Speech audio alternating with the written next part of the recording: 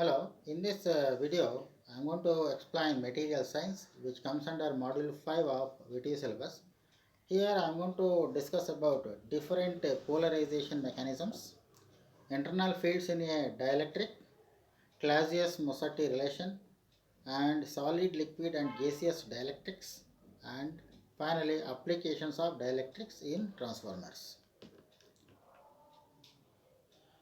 Different polarization mechanisms. There are four mechanisms: electronic polarization, ionic polarization, orientation polarization, and space charge polarization. When we look at electronic polarization, these are generally seen in the case of covalent compounds. When a covalent compound is placed in electric field, displacement of electron cloud takes place relative to the nucleus. This displacement creates a dipole which develops dipole moment. The electronic polarizability alpha E is equal to epsilon 0 into epsilon r minus 1 divided by n, where n is number of dipoles per unit volume. It is independent of temperature. Ionic polarization. This is exhibited by ionic compounds. When ionic compounds are kept in an electric field, displacement of positive and negative ions occurs, developing a dipole moment. Ionic polarizability alpha I is equal to epsilon 0 into epsilon r minus 1 divided by n into I. Orientation polarization. Polar molecules exhibit this mechanism. When polar molecules are kept in an electric field, already existing dipoles tend to align in the direction of applied electric field. This increases the dipole moment. The orientation polarization alpha 0 is equal to mu square by kt. Space charge polarization. This polarization exists in materials possessing different phases due to difference in temperatures. In such materials, charge carriers drift and accommodate in certain regions of higher conductivity, causing dipole moment. It occurs in ferrites and semiconductors. Its magnitude is very small compared to other mechanisms. Now let us discuss about what is internal fields in a dielectric material. It is the resultant of the applied field and the field produced due to all the dipoles. Now consider a dielectric material kept in a electric field, that is EA. So EA is the strength of the applied field, and in this picture you can look at dipoles which are kept at a distance small d. So here in the picture O is a dipole atom, A1, A2 and B1, B2 are the dipoles, and here we are going to determine the internal fields. Next, the dipole is assumed to be in a one-dimensional array and are oriented in the same direction. The electric field at O due to dipole A1 is given by EA1 is equal to mu cos theta by 2 pi epsilon d cube plus mu sin theta by 4 pi epsilon d cube. So if you simplify this, that will be equal to mu by 2 pi epsilon d cube by taking theta is equal to 0. The electric field at O due to A2 is given by EA2 is equal to mu by 2 pi epsilon d cube.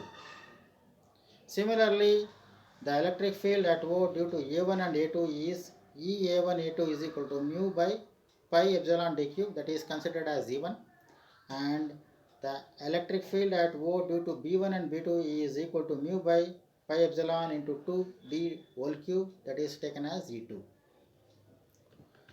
The resultant field due to n dipoles is given by ER, that is equal to E1 plus E2 plus E3 etc. So after simplification, the internal electric field EI is equal to EA plus 1.2 mu by pi epsilon d cube. Here mu is equal to alpha into epsilon E0.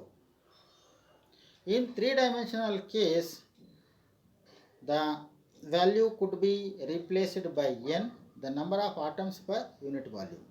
So here 1.2 divided into mu by a constant mu which depends on the crystal structure. Clausius-Mosatti equation. or Clausius-Mossetti relation. This expression relates dielectric constant of an insulator epsilon to the polarization of individual atoms.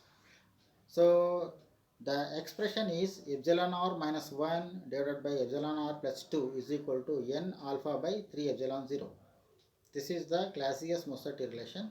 Here n is the number of atoms per unit volume, alpha is the polarizability of the atom, and epsilon r is the relative permittivity of the medium, and epsilon naught is the permittivity of free space. Now let us take the proof part.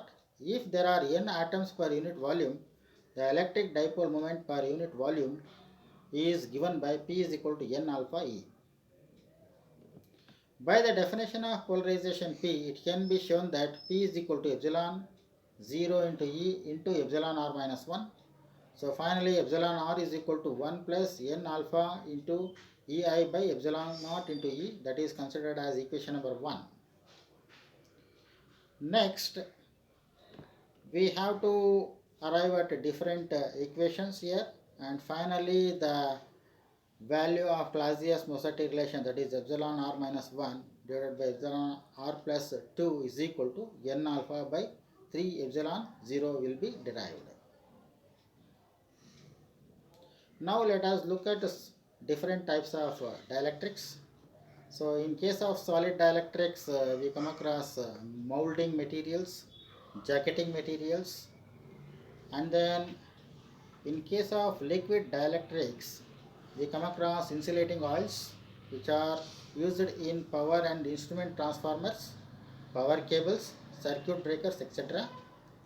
And in gaseous dielectrics, by applying a sensible electric field, the dielectric gases can be polarized, and a dielectric gas is also considered as a insulating gas. And if we look at applications of dielectrics in transformer, in the case of insulating oil, the ability of the oil to oppose the flow of current is determined by tests which shows its dielectric strength. Next, in liquid filled transformers, dielectric fluid is used to cool the windings and provide optimal performance. From the bottom of the tank, where the dielectric fluid is at its lowest or bottom temperature, the fluid flows vertically up the winding ducts and is heated by the windings.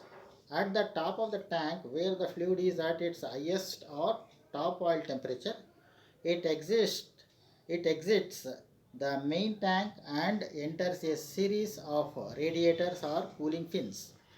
It then flows downwards through the radiators, where it is cooled and re-enters the main tank at the bottom. In self-cooled transformers, this cycle is governed naturally by convection. Natural convection can also be assisted by a series of fans directing air against the radiators, increasing the rate of heat transfer and subsequent rate of cooling in the windings. In some large power transformers, it is also possible to have a level of forced oil circulation where a pump assists in the circulation of the fluid. This generally provides a lower top oil temperature and more uniform temperatures within the windings.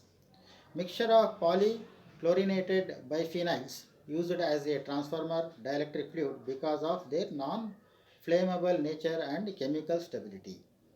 Thank you.